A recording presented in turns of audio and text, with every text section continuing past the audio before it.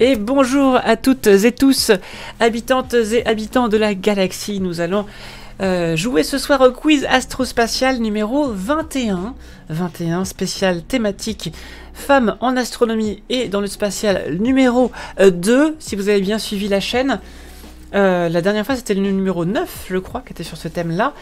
Et c'est un petit peu particulier puisque je travaille ce week-end pour Etacause, organisme caritatif de streamers et de streameuses contre les violences sexistes et sexuelles, notamment faites aux femmes et aux personnes LGBT+.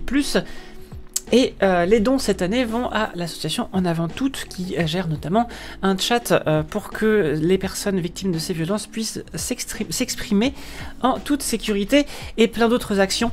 Et nous sommes déjà à 21 099,89 € en seulement 24 heures, alors que l'année dernière c'était 25 000 € en 3 jours. Et oui.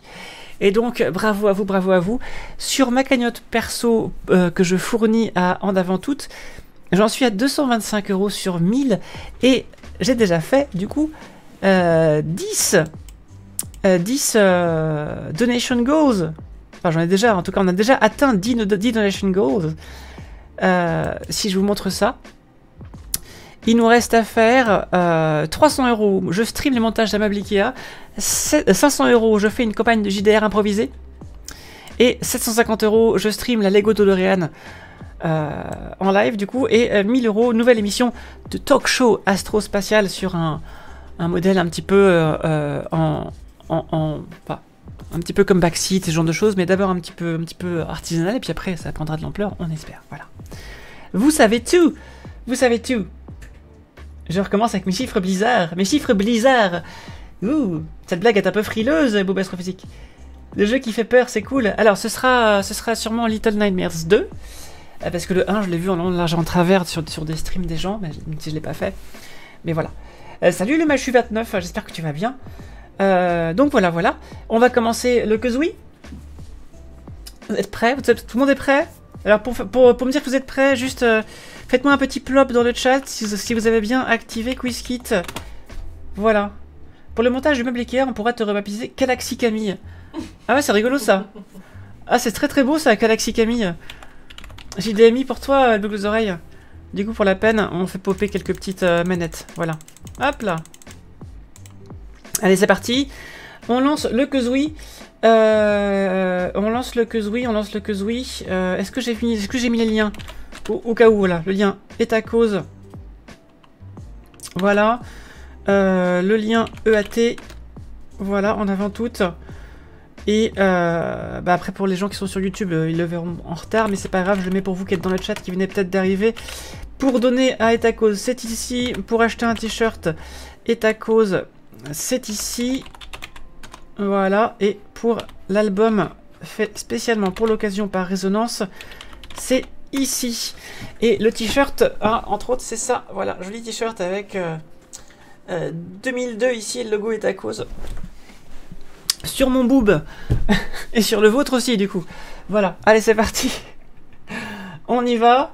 Première question, donc, sur les femmes dans l'astronomie et le spatial numéro 2. C'est parti. Quelle est la pilote américaine qui a co-organisé et réussi l'entraînement d'astronautes des femmes de Mercury 13 dans les années 60? Jerry Cobb, Myrtle Cagle, Wally Funk et Jean Nora Jessen. Elles étaient toutes les 4 dans les Mercury 13, donc 13 astronautes femmes qui ont été entraînées par la NASA, mais il y en a une qui a co-organisé l'entraînement et qui l'a fini en premier. Et qui apparaît d'ailleurs dans la série For All Mankind qui parle de ça, dans un mode uchronie. Alors, elles n'ont pas été dans l'espace, sauf Wally Funk qui a fait un vol suborbital avec Blue Origin récemment. Contrairement à la série For All Mankind où elles sont allées dans l'espace puisque c'est une uchronie. Et donc, sachez qu'il y a eu 13 astronautes femmes dans les années 1960 qui ont été entraînées avec le même entraînement que les hommes. Je vais vous lire un petit peu l'histoire de Mercury 13. Voilà, Mercury 13 est le nom d'un groupe de 13 femmes ayant suivi les tests physiologiques identiques à ceux de la NASA au début des années 1960. L'objectif était de sélectionner des femmes pilotes capables d'intégrer la NASA au moment où le premier groupe d'astronautes masculins Mercury 7 venait d'être formé. Le groupe a été aussi appelé First Lady Astronaut Trainees, FLAT. FLAT, c'est un peu moyen quand même. Il est dissous par le gouvernement américain avant la fin des examens et aucune de ces femmes ne volera dans l'espace, sauf Wally Funk lors du vol touristique Blue Origins NS-16 offert par une société privée ayant eu lieu le 20 juillet 2021. Voilà. Et donc c'est la réponse c'était donc Jerry Cobb qui a participé à l'organisation de tout ça et qui a été la première à suivre les tests et à les réussir jusqu'au bout. C'était bien Jerry Cobb. Oui, Wally Funk, elle était connue pour autre chose, c'est que c'est la seule à être dans l'espace. Vous vous êtes fait avoir. Je m'ai trompé, c'est pas grave. Alors oui, je rappelle, bien sûr, les points. Plus vous répondez vite, plus vous avez juste. Pardon, ça veut rien dire. Plus vous avez juste, plus vos points sont positifs, plus vous avez faux, plus vos points sont négatifs, en fait. Je vais la refaire. On peut pas tromper 1000 fois une personne. Si vous répondez juste, vos points sont positifs. Si vous répondez faux, vos points sont négatifs. Et la valeur absolue des points, en plus ou en moins, est plus grande si vous répondez vite. Au bout de 30 secondes, si vous répondez en moins de 30 secondes, vous avez des points. Vous avez 30 secondes à chaque fois. Au bout de 2 secondes, vous avez 28 points, 30 moins 2. Et au bout de 28 secondes, vous avez 2 points. Mais donc positif si c'est juste, négatif si c'est faux.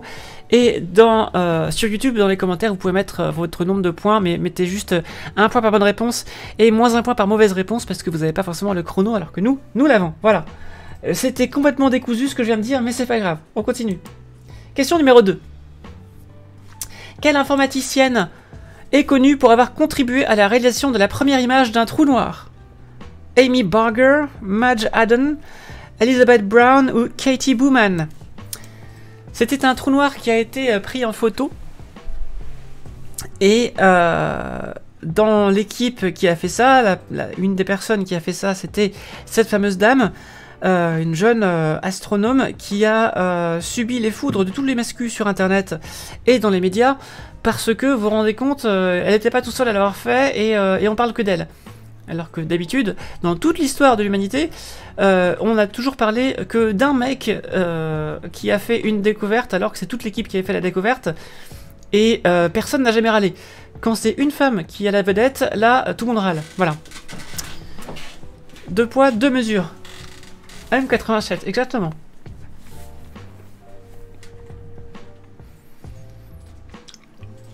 Et donc, la réponse... Tu vois bien, c'est déjà pas mal si je te donne sa photo, Caribert. C'était Katie Bowman. Katie Bowman. Qui a pris la première photo d'un trou noir. Pas toute seule, certes. Mais ses travaux ont suffisamment contribué pour que ce soit elle qui soit en tête d'affiche au moment de la découverte. Voilà. Épisode qui m'avait passablement énervé parce que pour une fois que c'était une femme de l'équipe qui était en tête d'affiche, tous les masculins râlent, oui, y a pas que elle qui a travaillé, machin. Mais ils étaient où les mecs avant, hein? Quand c'était des mecs qui étaient mis au devant de leur équipe, ils étaient où les mecs? Bon. Voilà. Continuons. Quel astronaute de l'ESA se trouve actuellement dans la Station Spatiale Internationale depuis 2 jours? Est-ce que c'est Peggy Whitson? Est-ce que c'est Claudie Nuret? Est-ce que c'est Samantha Cristoforetti? Ou est-ce que c'est Marianne Merchez? Mathias Maurer, astronaute allemand de l'ESA, est redescendu. On va redescendre bientôt, je sais plus. Et sa remplaçante, c'est... Faut être dans une grotte pour pas savoir. Après, il y a peut-être des gens qui suivent pas trop l'actualité astronautique ici sur ce stream, alors peut-être que... Peut-être qu'ils n'ont pas été dans une grotte, mais simplement dans une autre contrée. Une contrée où on ne parle pas de spatial, peut-être. Alors... Les haribots que je suis en train de manger, ils ont un peu vieilli. Ils sont un petit peu durs à mâcher. À ce stade, chez moi, c'est Lasco. Ah, carrément. Ça veut dire qu'Elbookzoid n'aura peut-être pas le point, attention. La réponse c'était Samantha Cristoforetti. Attention, Peggy Whitson, c'est une astronaute très connue parce que c'est un petit peu le boss final de l'astronautique. Tellement elle a de records. Des records plus forts que certains hommes d'ailleurs. Hein. Enfin, certains records plus forts que ceux des hommes. Mais elle est américaine. Elle est états-unienne plus précisément. Claudia Ignoré, ça fait longtemps qu'elle ne vole plus. Elle a été ministre entre-temps, souvenez-vous. Marianne Merchez, c'est une astronaute de l'ESA qui est belge. Et je crois qu'elle n'a pas encore volé, si je ne me trompe pas. Et Samantha Cristoforetti, donc astronaute italienne de l'ESA, qui est actuellement dans la station spatiale avec l'expédition 67, si je ne me trompe pas, et le Crew 4, le SpaceX Crew 4. Samantha Cristoforetti. Hop. Samantha Cristoforetti, qui est une ingénieure et pilote de chasse, en plus d'être astronaute. Voilà, c'est un peu une Thomas Pesquet version féminine et italienne, quoi.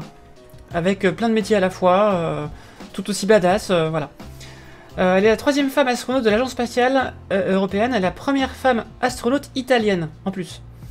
Elle fait partie, à compter du 23 novembre 2014, pour une durée de 6 mois, de l'équipage permanent de la Station Spatiale Internationale dans le cadre des missions Expédition 42 et 43.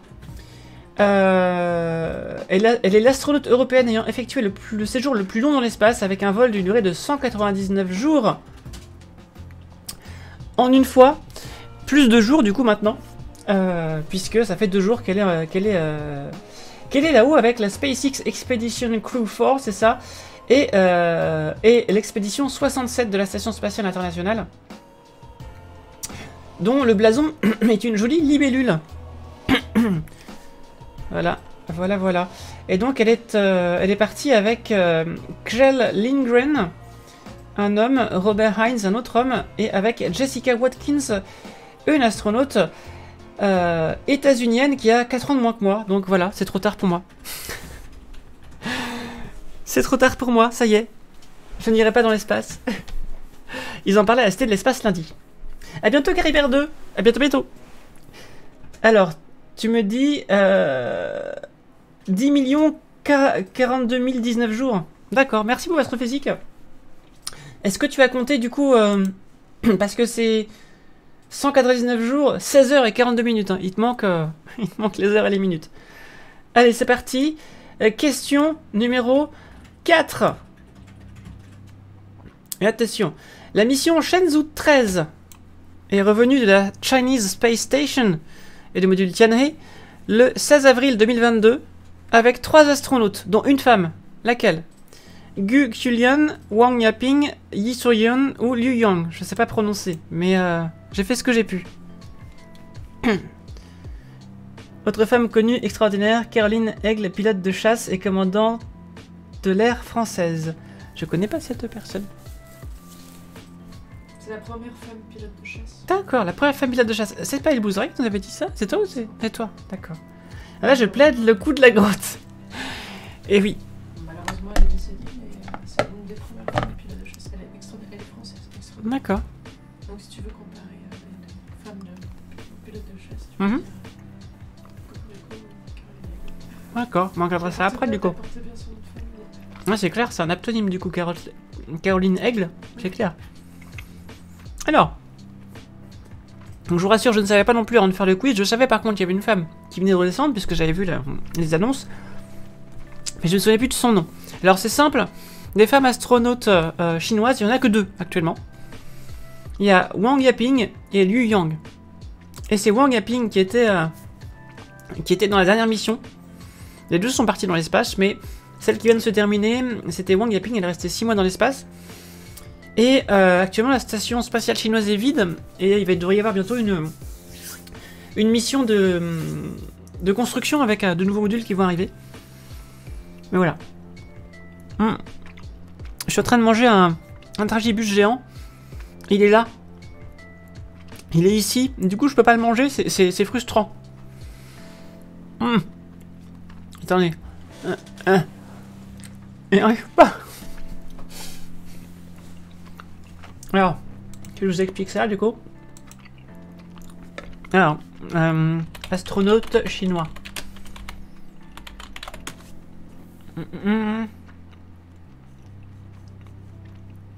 Alors, Wang Yaping, né le 27 janvier 80 dans la préfecture du Yantai, province du Shandong, est une pilote militaire chinoise et une astronaute. Elle est la deuxième chinoise à avoir séjourné dans l'espace dans le cadre de la mission Shenzhou 10, lancée en 2013, et ainsi que Shenzhou 13 du coup. Elle est capitaine dans la force aérienne chinoise. Elle a été candidate pour la mission spatiale Shenzhou 9 en 2012. Cependant, c'est Liu Yang qui a été sélectionnée pour faire devenir la première femme chinoise dans l'espace.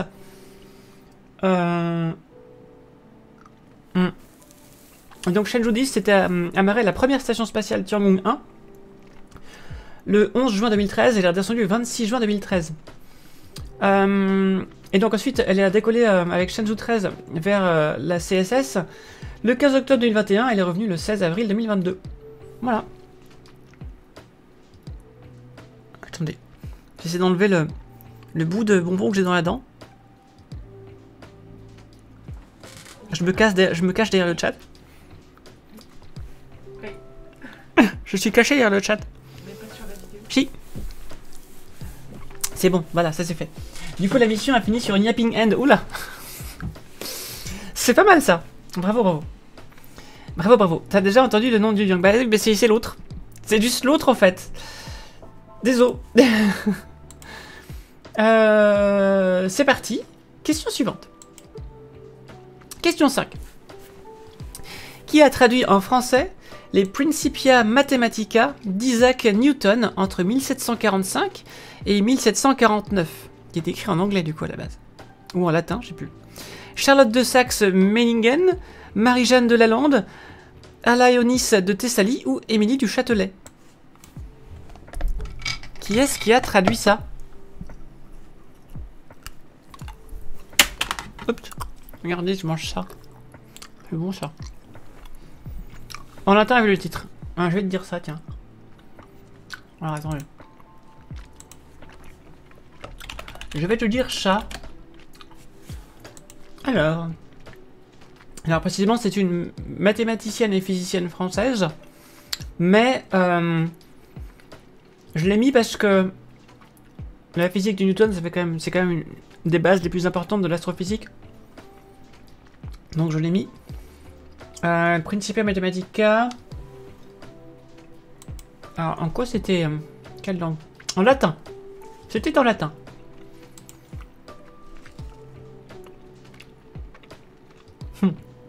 Bah Émilie, j'irai lui demander, je la croise à la station Châtelet-Léal. Oh bien joué. Salut Gudule de Zwifi. Salut. J'espère que tu vas bien. Et donc c'était Émilie du Châtelet. Émilie du Châtelet. Bravo aux personnes qui ont répondu juste. Alors, Gabrielle Émilie le Tonnelier de Breteuil, marquise du Châtelet.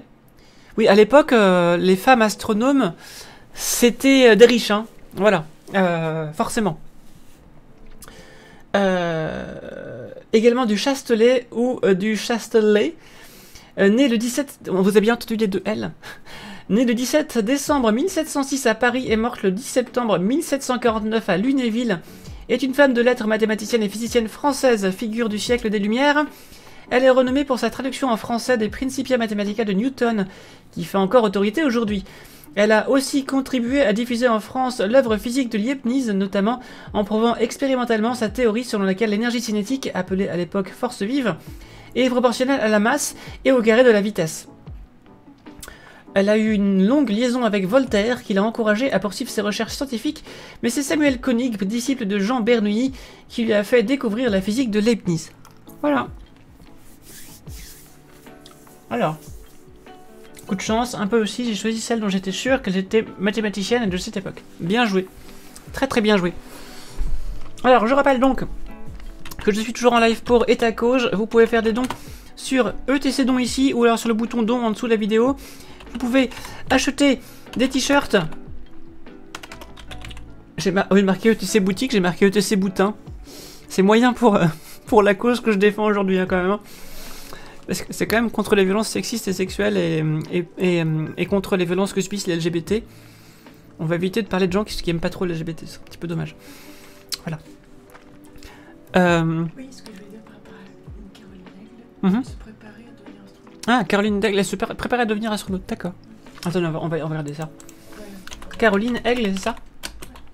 Bon, elle est décédée, Un pilote de chasse, commandant de l'armée française, d'accord. Et là, en 1419, la première femme pilote de chasse a été affectée au sein d'un escadron de combat de l'armée de l'air. Alors, est-ce que ça parle d'astronautique? ouais, elle avait Ça, elle est sur le point d'être sélectionnée comme astronaute de l'agence européenne. Pour cela, elle avait repris des études d'astronomie et apprenait le russe. Mais très malade, sa dernière grande participation à l'événement est d'être en mai 2007 la marraine du meeting aérien Air Expo à Toulouse. Elle meurt le 21 août 2007, âgée de 32 ans, d'un cancer foudroyant, un mélanome, décédée quelques mois avant sa disparition. Elle totalise à peu près, elle totalise près de 1600 heures de vol. D'accord. Il y a une rue qui porte son nom, mais je sais pas dans quelle ville. C'est pas une marque de chaussures? Ah, Louboutin. Mais c'est autre chose. Ça n'a rien à voir. D'ailleurs, tant que j'y suis, on va faire un petit reload des dons. Oui, on va voir. Si nous reloadons tout ça, 21 496. On approche bientôt des 25 000. Hein. C'est parti. Question numéro 6, mesdames et messieurs. En 2020, quelle est la part de femmes en poste permanent en astronomie et astrophysique en France? Chercheuses, enseignantes chercheuses, tout confondu, et astronomes. Est-ce que les astrophysiciennes sont embauchées par les universités et par le CNRS et les instituts de ce genre-là, tandis que les astronomes, c'est le CNAP, c'est les observatoires. Bon, après, mis à part que les astronomes doivent faire des tâches de service techniques sur les télescopes pour observer pour les autres, c'est le même métier. Donc tout ça mis ensemble. Donc je sors ces chiffres d'études faites par l'IRAP, l'Institut de recherche en planétologie, par la SF2A, et je sais plus qui c'était d'autres, c'était des articles de Nature, donc voilà, c'est des sources fiables. Pour 2020, des sources, j'allais même dire malheureusement fiables. Et j'ai vu une interview de Françoise Combe justement qui expliquait que la part des femmes en astronomie diminuait dangereusement. Du coup, tu fais le même pourcentage que pour la biographie de femmes sur Wikipédia. J'ai 19% ça par contre, hein, attention. Hein. C'est parti. 22%. Seulement 22% des personnes en poste permanent dans la recherche scientifique en astronomie en France sont des femmes. Alors si vous ajoutez une intersection avec d'autres minorités comme LGBT ou racisées, ben ça fait encore moins de personnes, ou handicapées, ça fait encore moins de personnes. Voilà. J'ai vu aussi que d'après une étude qui avait été faite justement par rapport alors je sais plus, je crois que c'était aux États-Unis, je sais plus, États-Unis ou en France, je sais plus. 40% des femmes de couleur noire dans la recherche en astronomie se sentent en insécurité au travail. Je crois que la moitié de ce chiffre pour les femmes blanches. Donc, je rappelle hein, qu'il y a eu quand même, aussi l'affaire Geoff Marcy, je sais pas si vous vous souvenez, en 2015. Enfin, nous aussi, on a eu notre grand ponte qui a abusé de femmes. Et ça avait fait grand bruit. Donc on s'est aperçu que dans le domaine de l'astronomie aussi, en même temps c'était pas très étonnant parce que c'est partout pareil, dès qu'il y a des hommes qui sont en position de pouvoir, il y en a toujours un ou plusieurs qui va abuser des femmes autour de lui. Donc malheureusement c'est général, et donc on verra pourquoi il y a si peu de femmes en poste permanent en astronomie, en astrophysique en France, dans les questions suivantes. Il y a des hypothèses.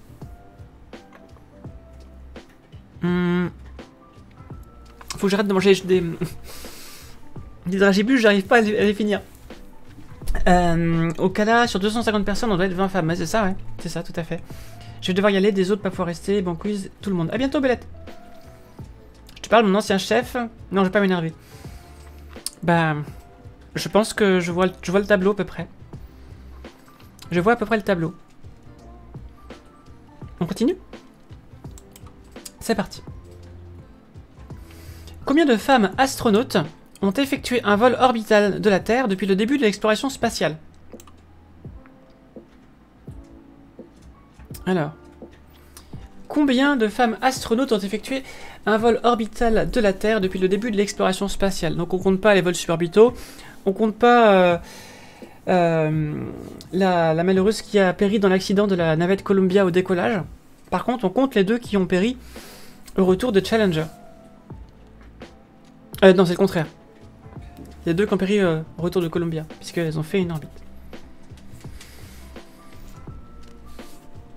Donc, quand je dis de femmes astronautes, c'est tous les pays confondus. Hein. Sachant que, en comparaison, il y a 339 astronautes américains. Hommes. Ça fait beaucoup, hein, quand même. Hein. Il y a 339 astronautes américains hommes et 45 astronautes américaines femmes. Le ratio, il est tout petit. Hein. 68 femmes seulement ont fait un tour de la Terre depuis le début de l'exploration spatiale. 68. Ce n'est pas beaucoup. Alors, attendez, que je vous trouve ça. Ah. Alors. La première, c'était Valentina Tereshkova, en 1963, Union soviétique. Ensuite, Svetlana Zavitskaya, en 1982, Union soviétique. Ensuite, Sally Ride, la première américaine, en 83.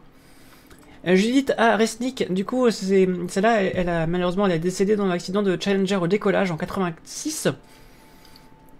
Ensuite, on a Catherine D. Sullivan, Anna Fisher, Rhea Seddon, Shannon Lucid, Bonnie Gillenbar, Mary-Louise Cleave, Ellen Baker, Catherine Thornton, Marsha Irvins, Linda Godwin, Linda Godwin, tout ça c'est des américaines. Ensuite on a Helen Sharman, première britannique dans l'espace en 91. Ensuite Tamara Jernigan, américaine. Miley Hughes Fulford, américaine. Enfin états-unienne. Roberta Bondar, Canada. Nancy Jane Davis, États-Unis. Donc Canada, la première canadienne c'est 92. Nancy Jane Davis, Mae Jemison, Suzanne J. Helms, Helen Okoa, Janice Voss, Nancy Curry, américaine. Ensuite, on a Chiaki Mukai, première japonaise dans l'espace en 94. Elena Kondakova, Russie. Eileen Collins, Wendy Lawrence, Marie Weber, Catherine Coleman, États-Unis. Claudine Ignoré, première française dans l'espace en 96. Ensuite, on a Suzanne Steele, Kalpana Chawla qui est décédée dans l'accident de Columbia, donc à l'atterrissage, enfin à l'entrée atmosphérique plutôt. Catherine Peyer, Janet Lynn Cavendish, états-unienne.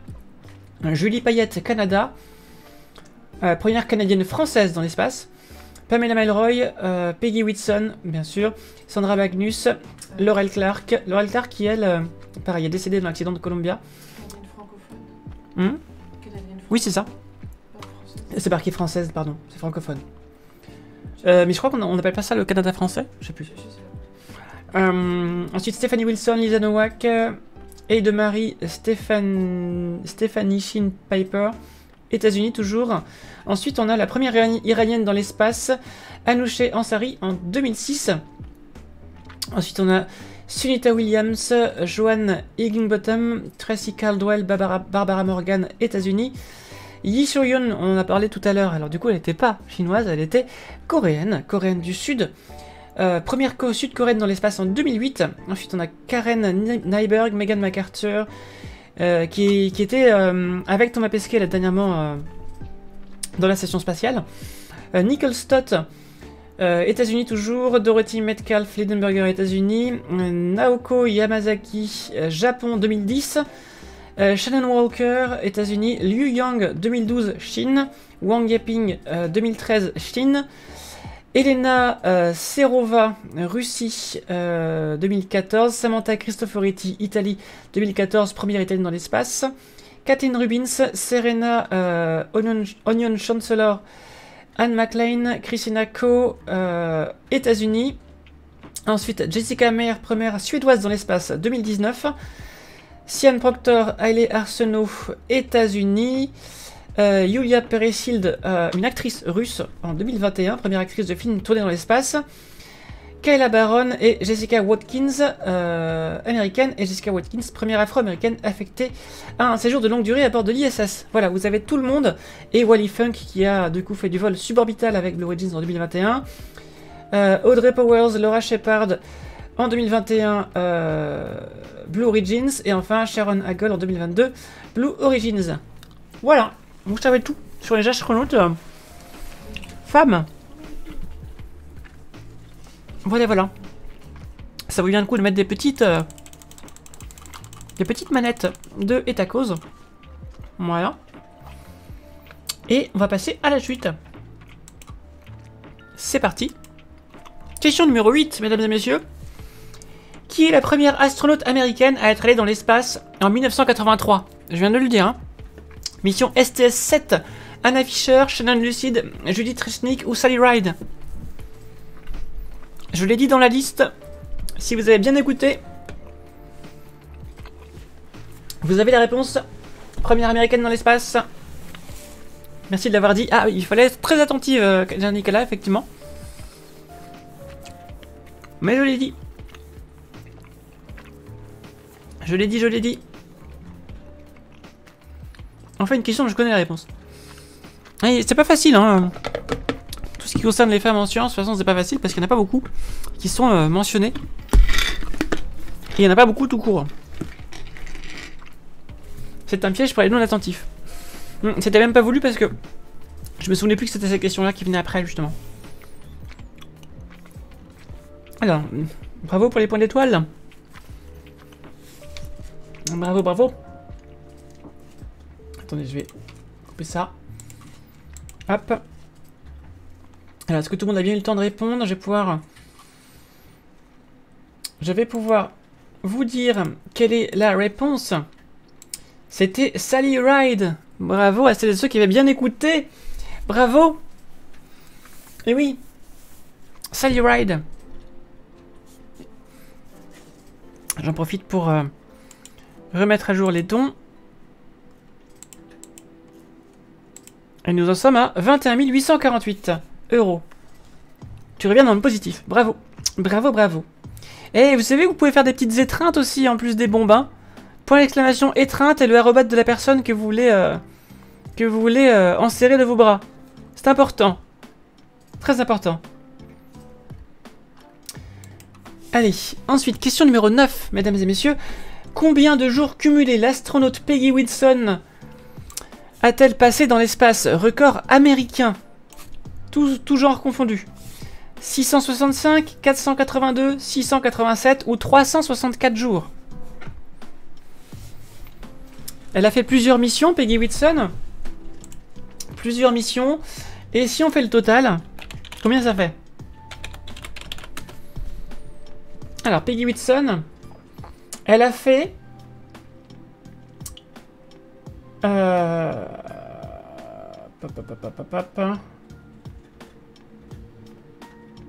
C'est ça, elle a fait 1, 2, 3, 4, 5. Elle a fait 5 missions dans l'espace, je crois, si je ne me trompe pas.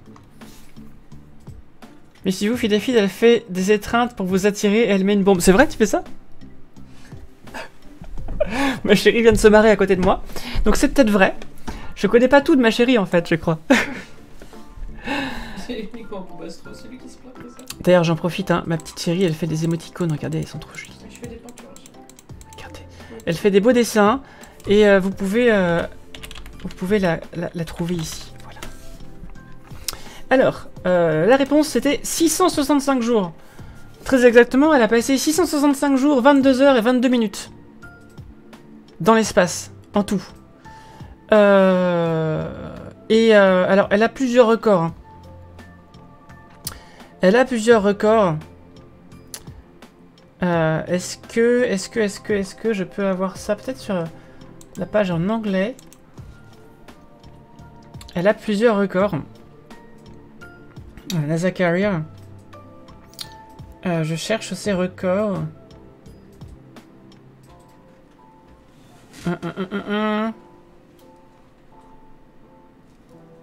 Attends, je cherche. Peggy Whitson Records.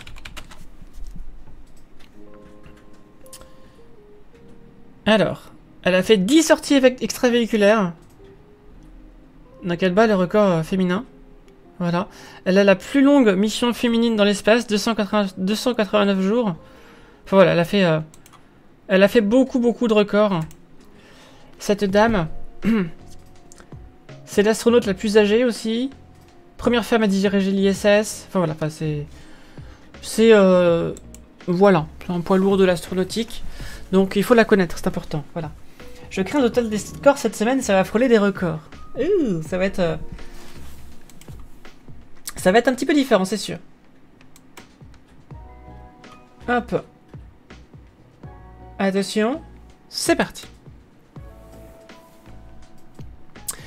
Dans le film Don't Look Up, comment s'appelle l'astrophysicienne doctorante jouée par Jennifer Lawrence? Mary White, Kate Dibiasky, Jen Aaron ou Nellie McNeil? Alors, je vous laisse réfléchir. Dans le film Don't Look Up, qui parle d'une doctorante et de son directeur de thèse qui découvre une comète qui va percuter la Terre, et c'est le directeur de thèse qui devient le découvreur alors que c'est sa doctorante qui l'a découverte. Comme d'hab, quoi, j'ai envie de dire. Voilà, donc le film dénonce ça aussi. Qui est la personne dans le film? Tu t'en souviens pas?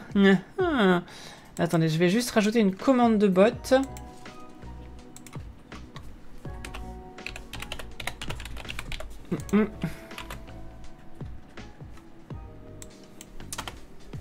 Hop. On me dit dans l'oreillette que les dons que vous faites à État Cause sont défiscalisés. Et donc vous pouvez envoyer un mail à don@enavanttout.fr avec une preuve de don et vos coordonnées. Voilà. Ça doit être classé probablement dans action d'utilité publique ou quelque chose comme ça. Donc renseignez-vous. Si vous faites des dons, renseignez-vous. Vous pouvez avoir c'est quoi? C'est une réduction d'impôt, j'imagine? C'est ça que ça veut dire? Une déduction d'impôt par rapport à ce que vous avez déjà donné à la cause. Voilà. C'était important que je précise ça. Pas mal, je fais des dons à plusieurs associations pour avoir moins d'impôts. Ben voilà, tu vas pouvoir continuer.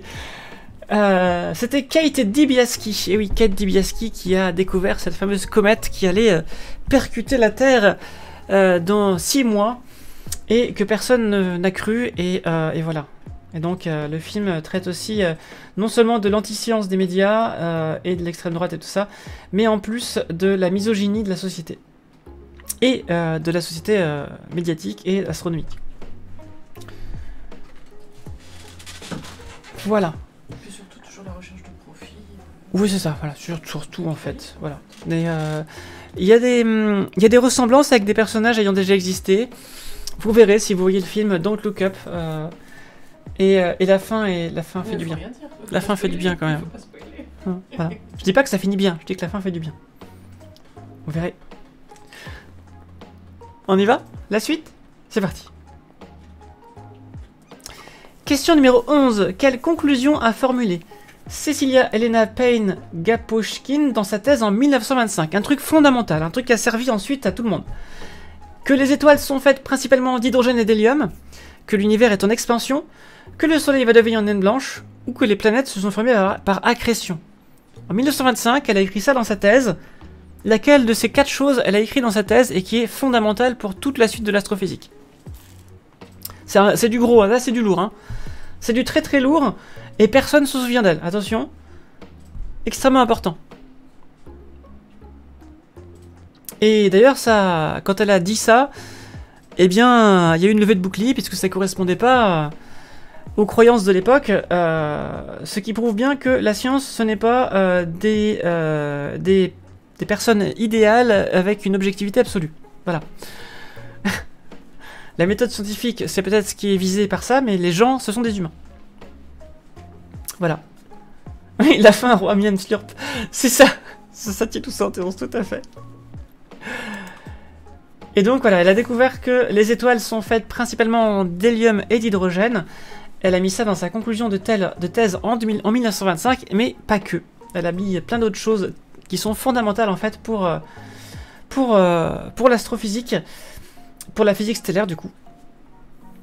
L'expansion de l'univers plutôt cherchée du côté d'Henrietta Swan-Leavitt qui a, on l'avait vu dans le quiz précédent, le numéro 9 sur ce sujet. C'est Henrietta Swan-Leavitt qui a découvert un moyen de mesurer la distance des galaxies avec les étoiles variables céphéides, et ce qui a permis à Edwin Hubble de démontrer l'expansion de l'univers, avec la vitesse d'expansion des galaxies. Voilà. On y va, on continue? C'est parti? C'est parti? Alors, question numéro 12. Quelle est la proportion de femmes membres de l'Union astronomique internationale en 2020?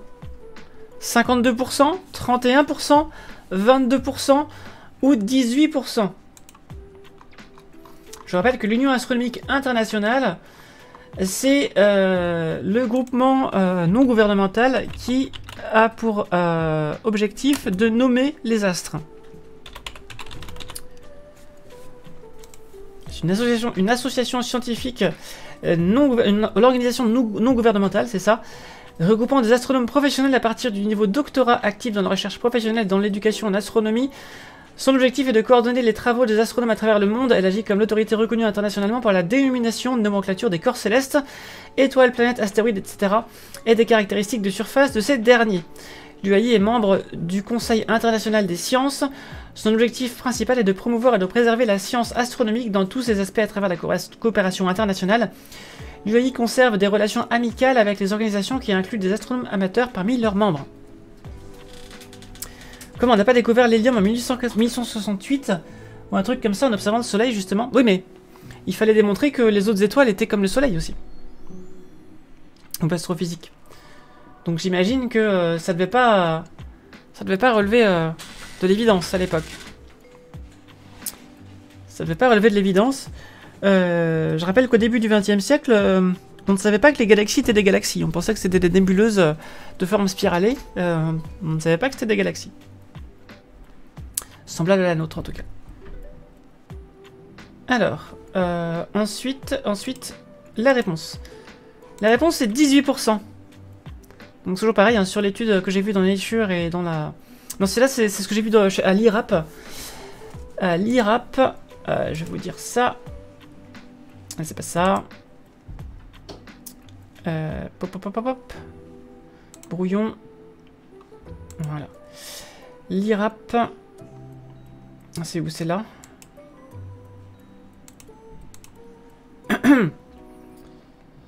Voilà, IRAP. Laboratoire d'astrophysique et de planétologie, qui nous dit que de nombreuses études ont pointé la faible représentation des femmes au sein des disciplines et des instances scientifiques, en particulier astronomiques. À titre d'exemple, l'International Astronomical Union, UAI, ne compte que 18% de femmes parmi ses membres. L'accès au temps de télescope ALMA, Hubble, NRAO leur est particulièrement limité. Peu d'entre elles dirigent des équipes de recherche. Des prix récompensant leurs travaux leur sont rarement attribués. Leur accès au poste permanent d'enseignant-chercheur se révèle de plus en plus difficile. En France, en France, ces postes sont occupés par 22% de femmes seulement. Voilà. Donc je vous mets le lien ici, comme ça vous saurez. Et oui, 2020, bien sûr qu'il y a un quiz, bien sûr. Il faut que tu actives QuizKit. Tu te serais appelé Nébule Camille. Ça marche moins bien quand même. Hein. Ça marche moins bien. Tu peux activer QuizKit, 2020. Voilà, active QuizKit, tu pourras participer. Plus tu réponds vite, plus tu as de points. Mais si c'est vrai, c'est positif. Si c'est faux, c'est négatif. Question suivante. Quelles chances ont les femmes d'obtenir un poste permanent en astrophysique en France par rapport aux hommes? 2 fois plus, 2 fois moins, autant ou 3 fois moins? Selon une étude de 2021.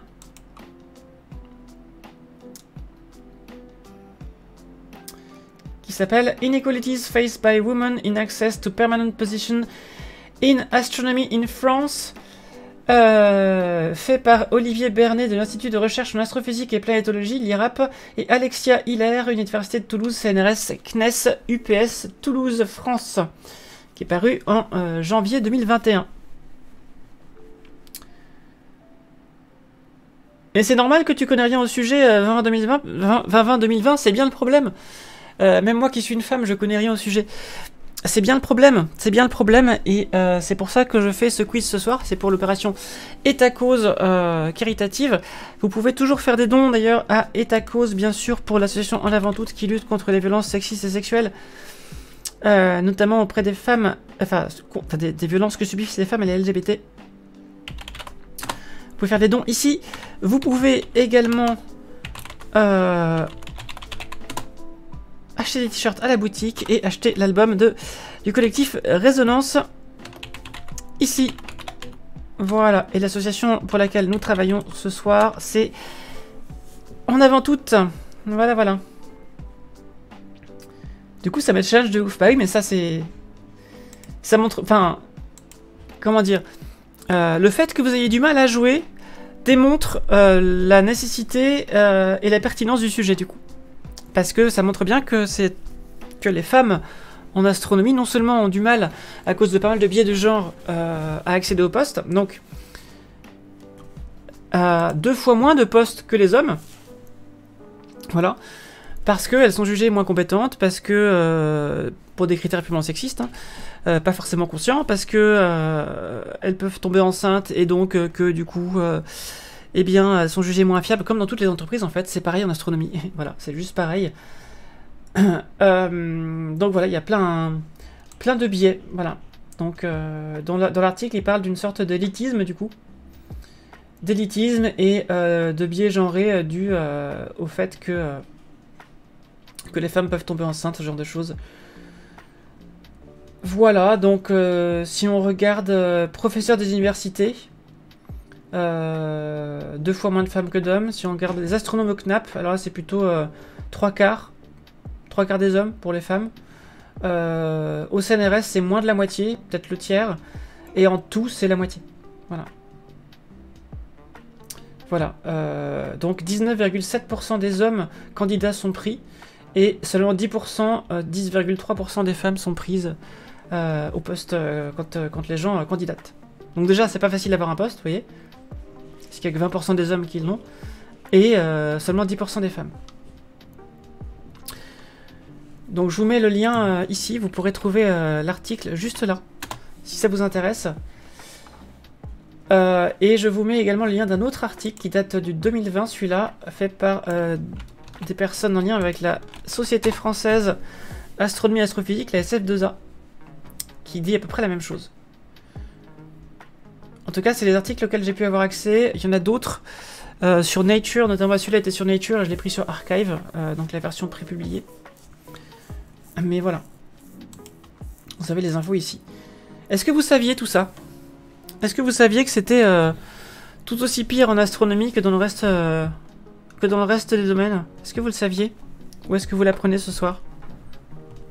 Ça m'intéresse de savoir du coup ce que vous en pensez.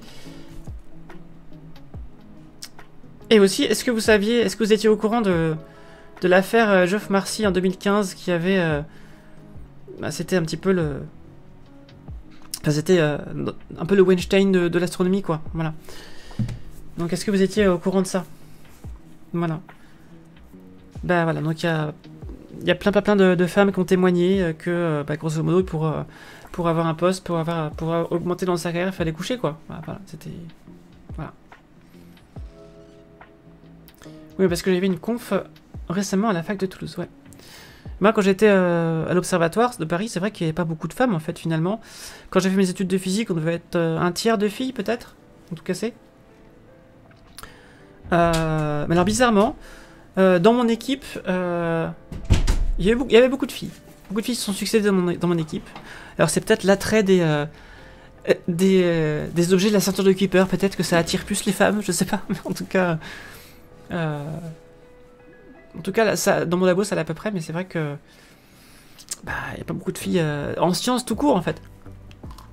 Il y a un gros biais de genre dans les métiers. À niveau égal au lycée, il y a beaucoup plus Oui, c'est ça, il y a beaucoup de garçons qui font rire, je me dis, ma chérie. Tout à fait. Tout à fait. Rajouter ce que là, oui, chez les filles. Je crois que je peux avoir un petit sopalin pour mettre dessous, ma chérie. S'il te plaît. Un petit mouchoir. Ma chérie a fait du pain délicieux. Un petit coup de brioche. Elle a mis des ingrédients secrets dedans, je sais pas ce que c'est. Voilà. Alors, qu'est-ce que tu me dis, beau astrophysique? Pour une note positive, la légende de mon club astro amateur est une femme. Elle bosse avec la NASA sur le Soleil. Ah, c'est qui? C'est qui? C'est qui? C'est qui? Je veux savoir. C'était quoi la conf que t'as suivi dans VIP à Toulouse, du coup? C'était quoi exactement? C'était qui? C'était quoi? Ça parlait de quoi? Enfin, j'imagine un peu de quoi ça parlait, mais c'était quoi le sujet exact et les personnes qui parlaient?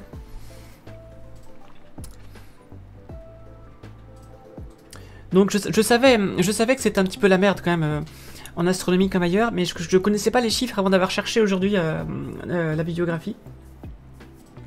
J'ai creusé un petit peu sur des publications, sur ce qu'en disent les assos et les instituts.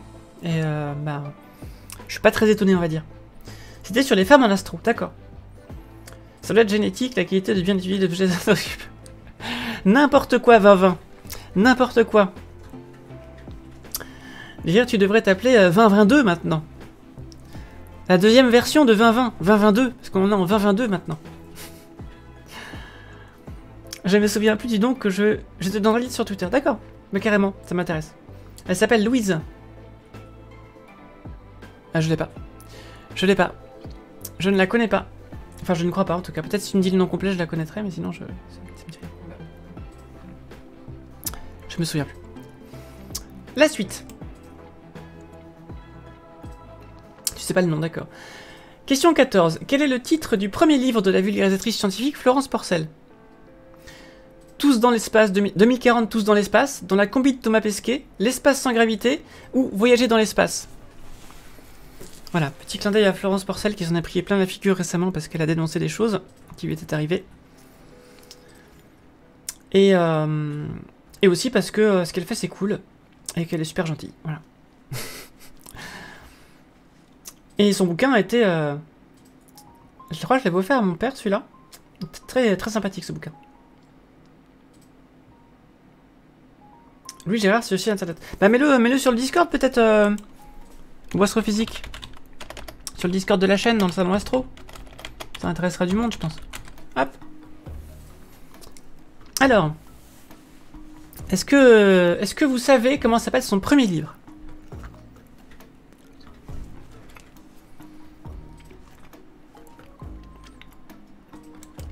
C'était L'espace sans gravité. Est-ce qu'il y en a qui ont lu ce livre? Est-ce que vous l'avez lu? Ça parle de vie dans la station spatiale, grosso modo.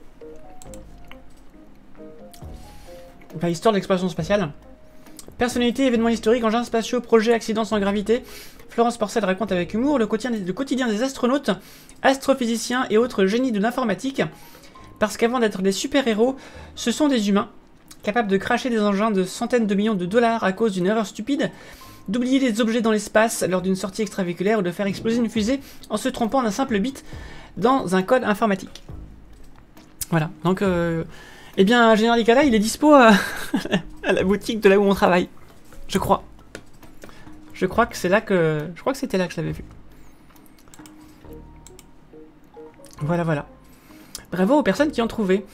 Sinon, dans la copie de Thomas Pesquet, c'est Marion Montaigne, du coup, qui l'a fait. 2040, Tous dans l'espace, c'est Maxime Lisoire, le frère de Lisoire. Et Voyager dans l'espace, c'est Yael Nazé, une astrophysicienne belge. Attention, je préviens que le site est très moche pour les aventuriers. D'accord. Je savais que j'ai lu moins d'un livre sur les 5 dernières années. Moi, j'ai lu quelques livres d'astro grand public, et puis j'ai lu The Expanse, que j'ai pas fini d'ailleurs, faut que je finisse. Et quand j'étais à l'hôpital l'année dernière, j'ai lu Dans la copie de Thomas Pesquet. Et comme c'était rigolo et que c'était vers le bas l'opération, j'avais du mal à rigoler parce que ça me faisait mal en fait. C'était compliqué. C'était compliqué. Je me souviens quand j'avais eu mon opération d'appendicite quand j'étais petite, quand j'étais ado. Non, plus que ça en fait, j'avais 21 ans en fait finalement, oui c'est ça. Ma soeur m'avait acheté une BD de Le Chat. Voilà, de Le Chat. Et je me souviens, j'ai ouvert la BD sur une page où il y avait le chat qui était en train de vendre ses propres membres dans une boucherie. Moi j'avais les billes coupées en deux. Et ben c'était assez bizarre. Bon, je me suis barré quand même, mais ça faisait un petit peu mal. À chaque fois que j'ouvrais une page, j'avais mal du coup. C'est très compliqué. Voilà, n'offrez pas des livres trop drôles à des gens qui se sont opérés du bas. J'ai passé 4 jours à l'hôpital, mais j'ai capté Twitch. Ah, ça c'est bien ça. Ça c'est bien pratique ça. La suite. Pourquoi il n'y a plus de musique? Je veux de la musique moi. Ah, il n'y a plus de musique. Hop, Eastshade. C'est parti. Voilà, Eastshade. On continue. Next question, question 14. Quel phénomène de l'univers vulgarise Galactic Camille, c'est moi, dans le jeu dont elle est l'autrice Nebula qui sort bientôt? Est-ce que c'est l'expansion de l'univers? Est-ce que c'est la formation des étoiles? Est-ce que c'est la mort des étoiles? Ou est-ce que c'est la formation des planètes? Et je l'ai dit tout à l'heure. Je l'ai dit tout à l'heure.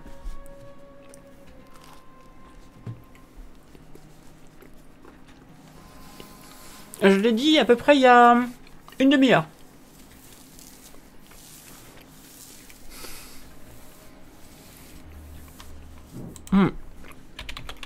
Vous avez des infos ici. Hop. Voilà, ça se passe ici les infos. Pour être au courant de quand est-ce que ça sort et tout ça. En parlant d'infos. Non, vous n'allez pas vous faire ban. En parlant d'infos.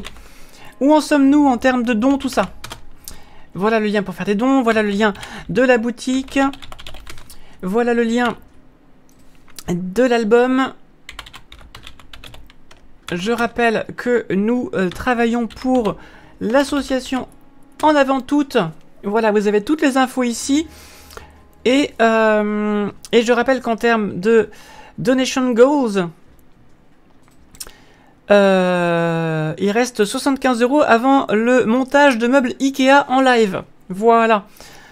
Je compte sur vous pour qu'on monte un meuble Ikea en live sur cette chaîne. Très important.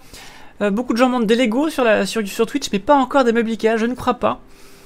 Du bricolage sûrement, mais du bricolage Ikea, je ne suis pas sûr. Donc, je compte sur vous. Et, et ma chérie aussi, puisqu'il s'agirait de lui monter une étagère pour son bureau. Donc, je vais regarder où est-ce qu'on en est en termes de dons total.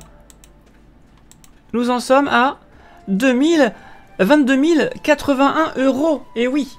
Et mon jeu Nebula, c'est sur la formation des étoiles. C'est un jeu sur la formation des étoiles où on va ajouter des nuages de gaz au centre de la table pour former une nébuleuse. Jusqu'à ce qu'elle s'effondre par gravité sur la table. Et quand elle s'effondre par gravité, eh bien, on récolte des étoiles. Chacun va convertir la quantité de gaz qu'il a réussi à placer dans la nébuleuse. C'est comptabilisé en petits cubes puisque ce sont des polyomino de différentes tailles contenant différents nombres de cubes en étoiles. Et bien sûr, il faut avoir suffisamment de cubes de gaz pour pouvoir acheter des grosses étoiles, qui est le but du jeu, d'avoir un amas d'étoiles très très très rempli d'étoiles avec des grosses étoiles. Et donc, si ça tombe trop tôt, la nébuleuse, vous n'avez pas eu assez de temps pour mettre du gaz dedans, donc vous aurez des petites étoiles. Si ça tombe plus tard, vous aurez le temps de mettre des choses. Par contre, plus vous mettez des gros morceaux, plus vous avez de chances de faire tomber. Et si vous faites tomber, vous avez un malus.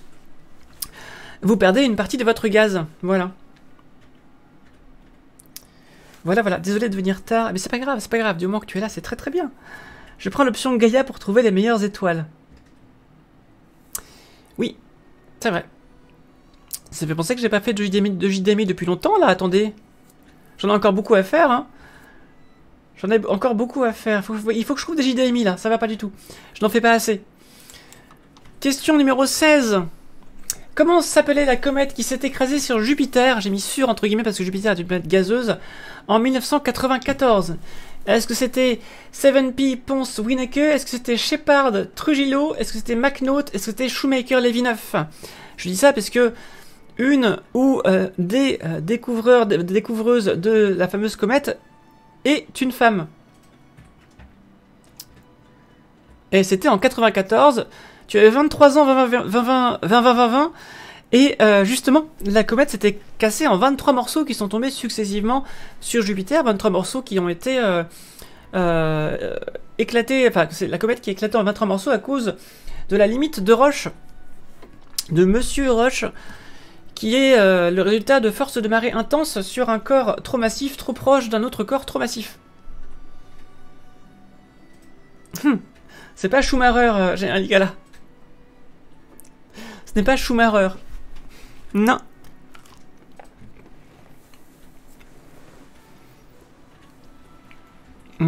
Ce n'est pas la version allemande, c'est la version anglaise du facteur de chaussures. C'est Shoemaker-Levy 9, la comète. Et donc c'est l'astrophysicienne. Je vais vous dire son prénom, je me souviens plus. Shoemaker-Levy. Alors. Shoemaker-Levy.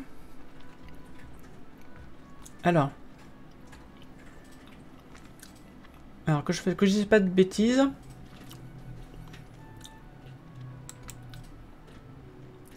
Attends, je comprends pas très bien là. Mais c'est ça. Donc la comète a été découverte par 4 personnes. Donc David Lévy, québécois. Philippe Benjoya, français. Non, lui, il n'y a pas son nom dedans, c'est pas pourquoi. Et un couple d'astronomes américains, Caroline Shoemaker et Eugene Shoemaker. Et Caroline Shoemaker, donc née le 24 juin 1929 à Gallup aux États-Unis, est morte le 13 août 2021 à Flagstaff. C'est une astronome américaine qui est notamment connue pour avoir co-découvert la comète Shoemaker-Levy 9. Seule ou en collaboration, elle a découvert 32 comètes. Avec son époux, l'astronome Eugene Shoemaker, elle a découvert plus de 900 objets astronomiques. C'est pas mal quand même, hein. C'est pas mal du tout. 900 objets, chapeau. La limite de rush. Oui, c'est pour pas aller trop vite. Tout à fait, 20-20. Tout à fait. La même cause qui fait qu'on n'a pas retrouvé le morceau de Tunguska. Comment ça? Ah, on l'a pas retrouvé? Ah, Tunguska, oui, c'est vrai. Non, Tunguska, c'est l'objet a explosé dans l'atmosphère en fait. Tandis que la comète Shoemaker-Levy 9, je vais y arriver, a explosé dans l'espace. Donc pour Shoemaker-Levy, c'est avec les forces de marée, et pour la Tunguska, c'est avec les frottements atmosphériques. Comme la météorite de Tchelyabinsk en 2013 en Russie qui a fait 1500 blessés. Même principe. Et heureusement qu'elle n'a pas atteint le sol, bah c'était plusieurs milliers de fois la bombe d'Hiroshima. Question numéro 17. Qui est à l'origine de la classification spectrale de Harvard des étoiles, le fameux Obi a Fine Girl Kiss Me ou Obi a Fine Guy Kiss Me, publié en 1901. Donc pas la phrase, hein, les classes. Est-ce que c'est Margaret Harwood? Est-ce que c'est Annie James Cannon? Est-ce que c'est Ludmila Cherik? Ou alors est-ce que c'est Vera Rubin? Oui, des blessés à cause du souffle. Et à cause de l'intensité lumineuse aussi de la boule de feu. Qu'il fallait pas regarder directement. Il y a aussi des vitres brisées sur les immeubles. Donc c'était assez costaud, hein. C'était assez costaud. Donc, encore un travail extrêmement important pour l'astrophysique qui a été fait par une femme dont personne ne connaît le nom. La classification de Harvard, c'est la classification des couleurs d'étoiles, plus précisément des raies spectrales de ce qu'absorbent les atomes dans l'atmosphère de l'étoile. Notamment l'intensité d'absorption de l'ARH alpha de l'hydrogène, qui permet de classifier les étoiles selon leur couleur. Donc OBFGKM et puis tous les intermédiaires de O0 à O9, puis de B0 à B9, etc. etc. Donc ça fait O0, O1, O2, O3, O4, O5, O6, O7, O8, O9, B0, machin, etc. Et c'était Annie Jump Cannon. C'est un peu bizarre comme nom d'ailleurs, Annie Jump Cannon. Je repense à Monkey Island avec le coup du... Tu montes dans le canon avec ta bassine et pouf. Non, jump cannon. Voilà. Pardon. Il fallait que je m'en rappelle. Annie Jump Cannon, astronome américaine, née le 11 décembre 1863 à Dover, dans le Delaware, est morte le 13 avril 1941 à Cambridge, Massachusetts, est une astronome américaine. Elle est connue comme étant la principale autrice de la classification de Harvard, première contribution fondamentale à la classification des étoiles en fonction de leur température et de leurs types spectraux. Elle était suffragette en plus et membre du National Women's Party. Voilà. Et donc la classification de Harvard, c'est celle qui attribue un type spectral à une étoile et correspond globalement à une échelle de température. La classification de Yerkes est celle qui attribue une classe de luminosité à une étoile et correspond globalement à une échelle de rayon. Voilà. On pourra peut-être après le quiz faire un petit topo là-dessus. Est-ce que ça vous intéresserait que je fasse un petit topo sur la classification des étoiles après le quiz? Vous me quoi? Pardon, vous me dites?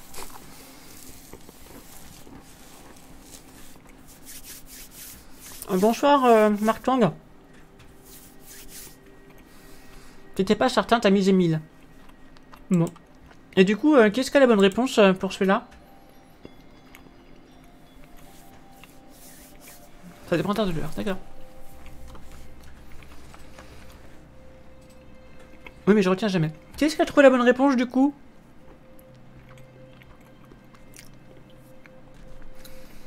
Qu'est-ce qui a trouvé la bonne réponse? Je veux savoir.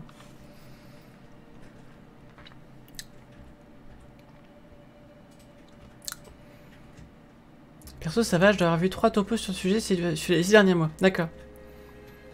C'est moi, mais j'ai pas fait exprès. D'accord. Allez, question 18. Quel astronome a établi le lien entre les classes spectrales des étoiles et leur température, justement? En 1925, petit indice, hein. Est-ce que c'est Marjorie Hall Harrison? Est-ce que c'est Mary Proctor? Est-ce que c'est Cecilia Payne Gaposchkin? Ou est-ce que c'est Louise Freeland Jenkins? Vous avez tout ce qu'il faut pour répondre à la question, même si vous ne connaissez pas. Si vous avez bien suivi les questions précédentes. Ça se passe en 1925, et c'est donc à la suite des travaux de la précédente dame qu'on vient de voir. Qui, elle, a fait le lien entre les classes spectrales et les couleurs. Et celle-ci a confirmé le lien avec la température. Parce qu'effectivement, plus une étoile est chaude, plus elle est bleue. Plus une étoile est froide, plus elle est rouge. Et comment dire, les raies d'absorption sont différentes si elle est plus chaude ou si elle est plus froide.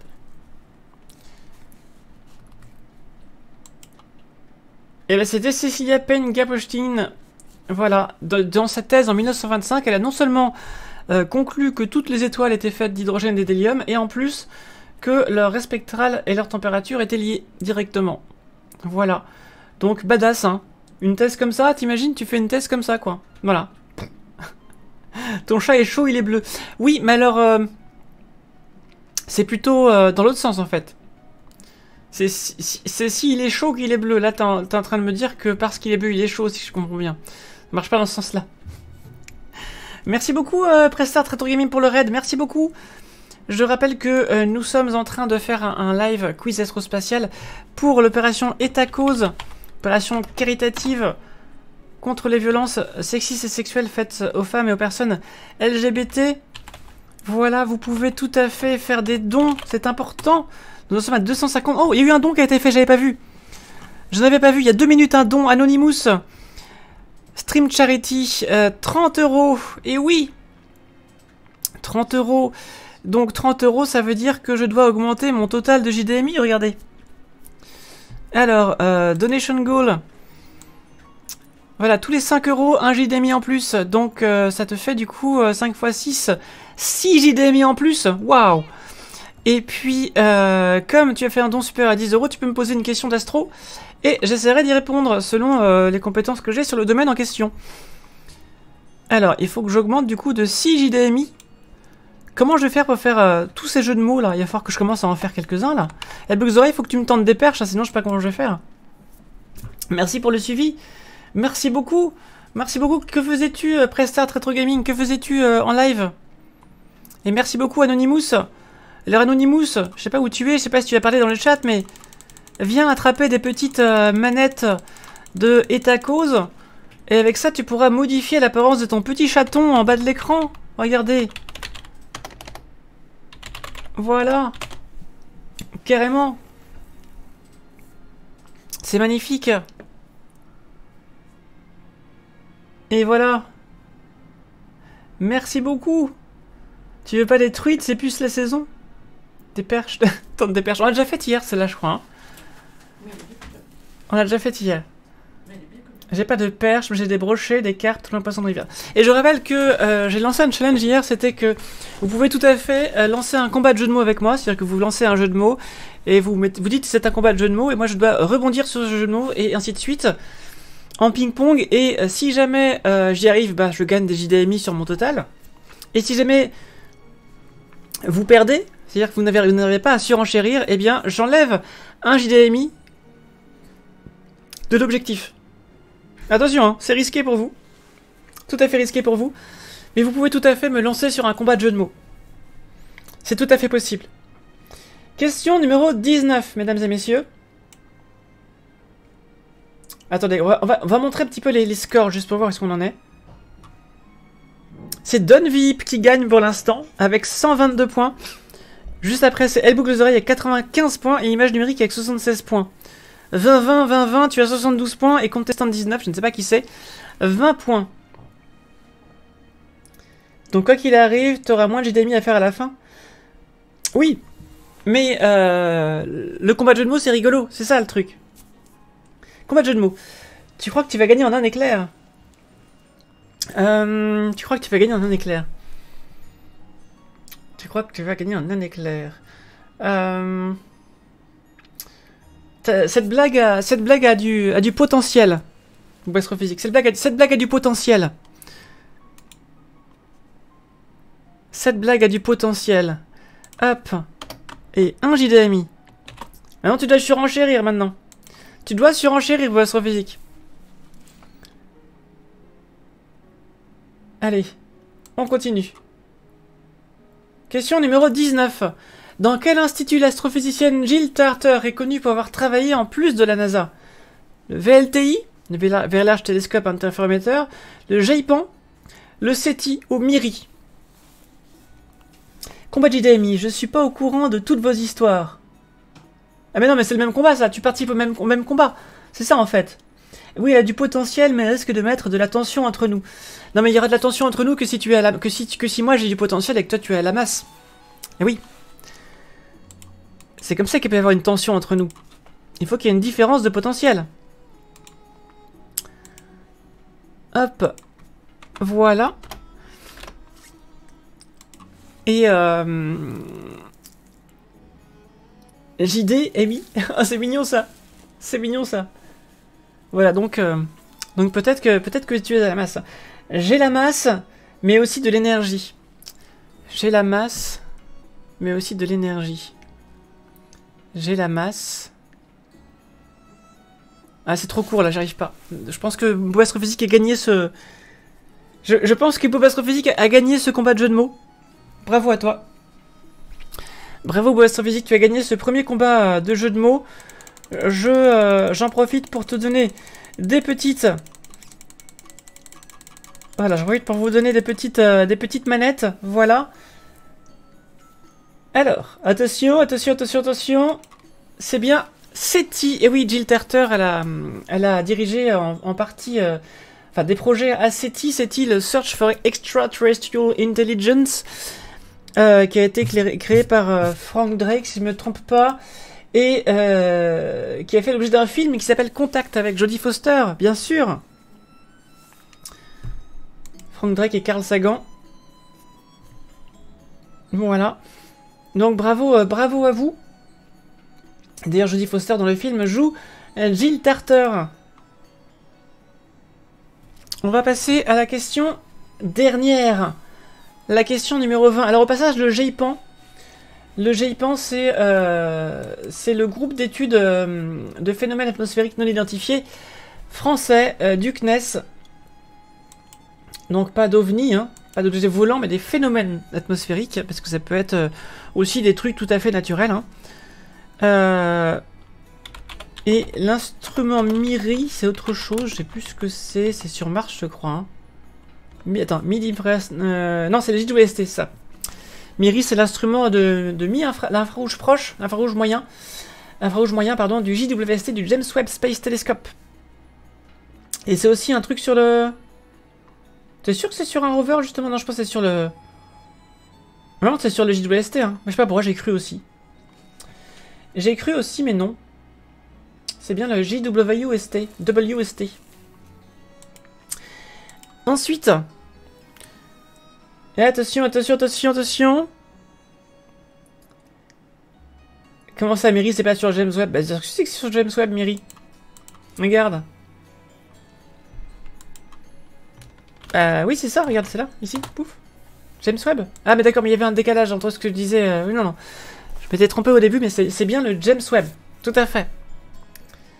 Next question. Question numéro 20, mesdames et messieurs. Le Large Synoptic Survey Telescope LSST en construction au Chili. Donc le gros de la construction a fini en 2021, mais il doit encore rester des réglages avant. La première lumière en 2022-2023 a reçu le nom d'une astrophysicienne, laquelle? Caroline Herschel, Vera Rubin, Henrietta Swan-Leavitt ou Mary Somerville? Roulement de tambour. Roulement de tambour, roulement de tambour.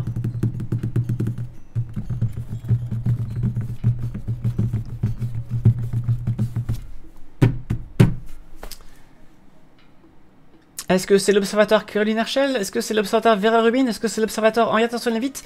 Ou est-ce que c'est l'observateur Mary Somerville?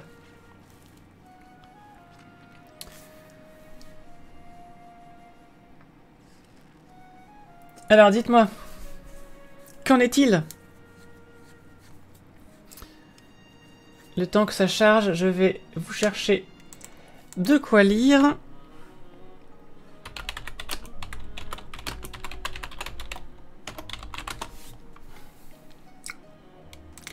Hop. Et la réponse, c'était Vera Rubin. L'observateur Vera Rubin, anciennement nommé Large Synoptic Survey Telescope LSST en français, Grand Télescope d'études synoptiques, est un télescope optique américain de grande taille en cours de construction à une centaine de kilomètres de la Serena, au nord du Chili, et caractérisé par un champ d'observation très large, 3,5 degrés de côté, soit 40 fois la surface apparente de la pleine lune. Les caractéristiques de ce télescope de relevé astronomique lui permettent de photographier l'ensemble du ciel austral, 18 000 degrés carrés, en un peu plus de 3 jours, avec une sensibilité lui permettant de fournir des images d'objets dont la magnitude apparente est inférieure ou égale à 24. Sa résolution spatiale est de 0,2 secondes d'arc. Le mode d'observation est optimisé pour détecter les phénomènes transitoires, variation de luminosité ou changement de position, donc que ce soit changement de position d'étoiles, transit planétaire, étoiles variables, tout ce genre de choses. Au cours des 10 années d'observation programmée, le LSST doit photographier 825 fois l'ensemble du ciel austral, ce qui permettra, en fusionnant les différentes images, d'atteindre une magnitude apparente de 27. Voilà. Voilà, voilà, voilà. Donc bravo aux personnes qui ont trouvé. Et je vais maintenant montrer les résultats finaux. Attention, attention, attention, attention, roulement de tambour.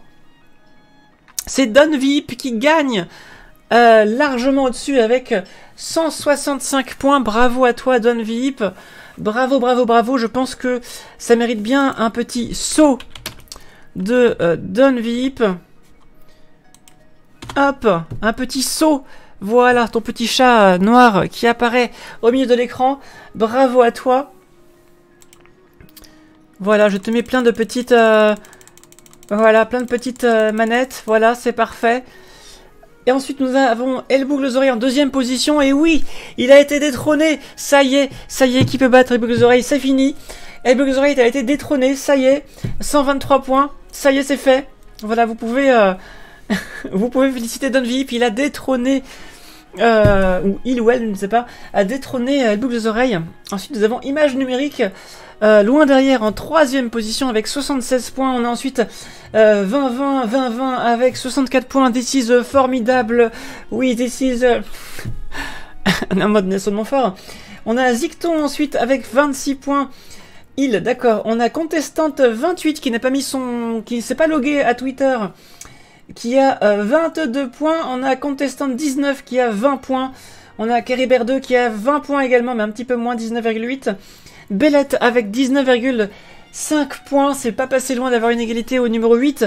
Contestante numéro 15 avec moins 5 points. C'est pas si mal parce que ça veut dire que tu n'as pas raté beaucoup de questions. Gudule, le Zwifi, moins 11 points.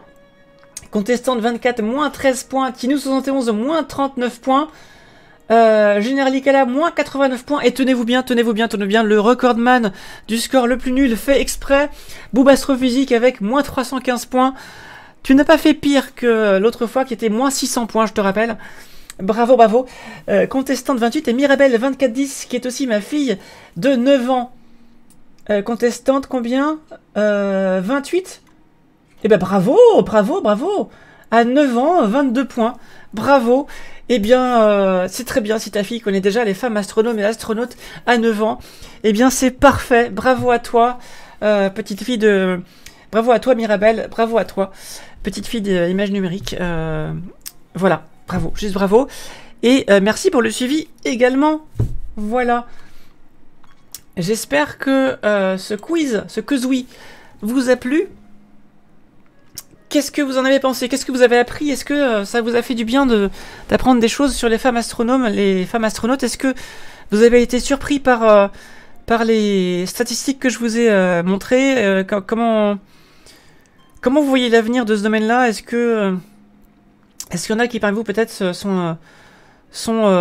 entrent dans le domaine d'une manière ou d'une autre et voient s'il y a une progression ou pas? Moi, ça fait longtemps que j'y suis, j'ai pas...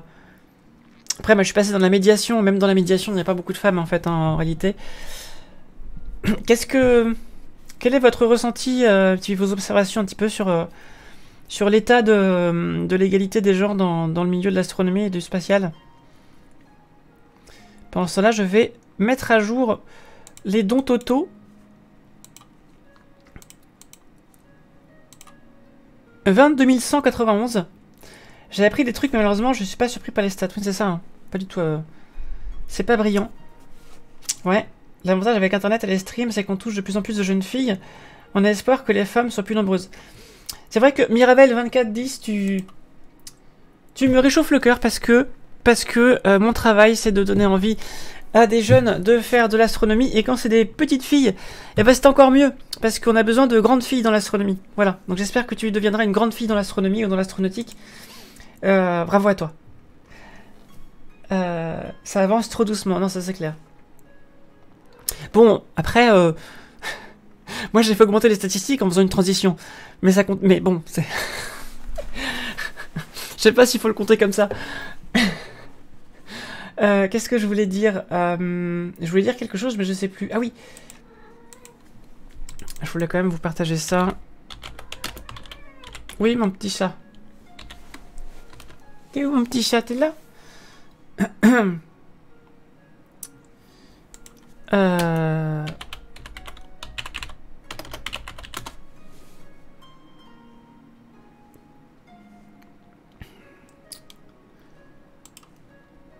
Voilà. Je vous mets l'affaire Marcy ici. Pas pour vous déprimer, mais pour que vous sachiez un peu ce qui s'est passé quand même. Parce que c'était une très très grosse affaire, même titre que Weinstein pour le cinéma. Enfin, voilà. Pas ouf quoi, pas ouf cette histoire.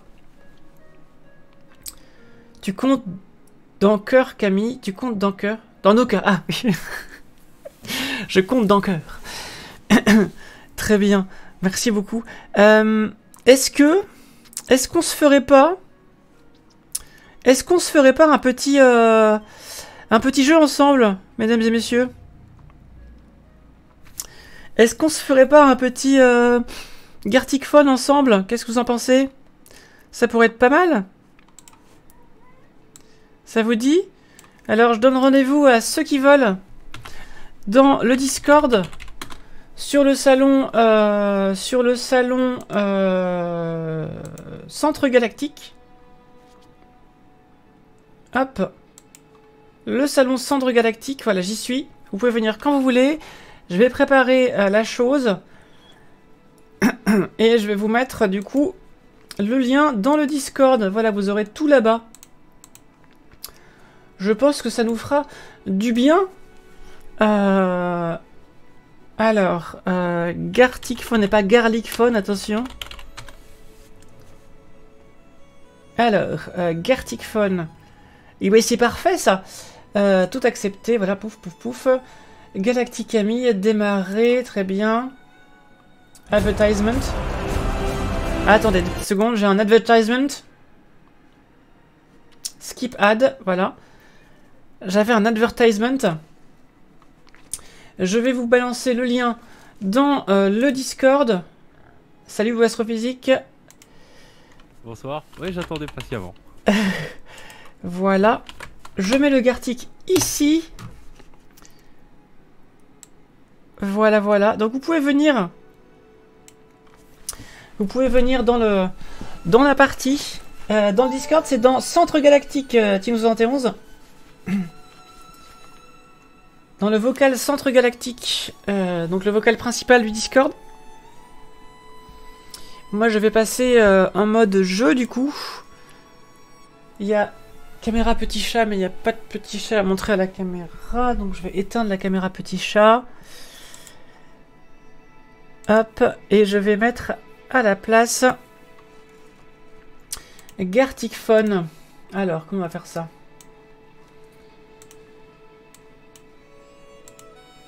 Et j'ai pas éteint la VOD. À bientôt sur YouTube.